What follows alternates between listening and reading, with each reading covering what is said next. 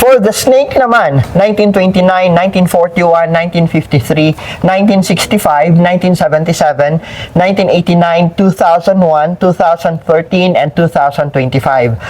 For the snake, ang taong ito ay magdadala ng mga very promising na mga opportunities. Pero, tandaan, kailangan mong manatiling mapagmatsyag dahil kahit na ang inyong mga external luck na mga stars, yes, maraming mga masaswerteng bituin ang naka-align sa inyo, ang inyong internal support naman ay kulang ngayong taon na ito. Ibig sabihin, ang iyong tagumpay ay talagang nakasalalay sa iyong sipag, sa iyong pasensya at sa effort na ibubuhos mo.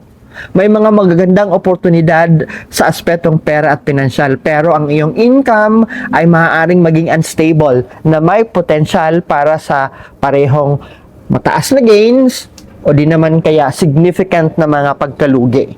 Bigyang prioridad ang pagbuo ng isang malakas na reputasyon sa pamamagitan ng marketing strategy.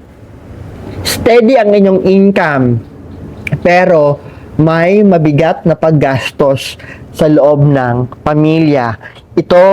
It could be a health na issue, sa kalusugan na issue, or crisis na ikaw ang magpapalabas ng malaking pera or anything related sa inyong pamilya.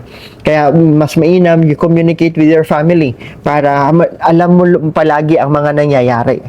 Mid and late 2026, sa kalagitnaang bahagi ng taong ito hanggang sa huling bahagi ng taon na ito, maganda para masolusyonan mo at mabayaran mo lahat ng pagkakautang mo. At mas mag-focus on building up savings. Saan maganda mag-invest ang mga snake? Mutual funds and insurance. Dito maganda at savings. Ang focus mo dapat ngayong taon na ito, snake, ay savings.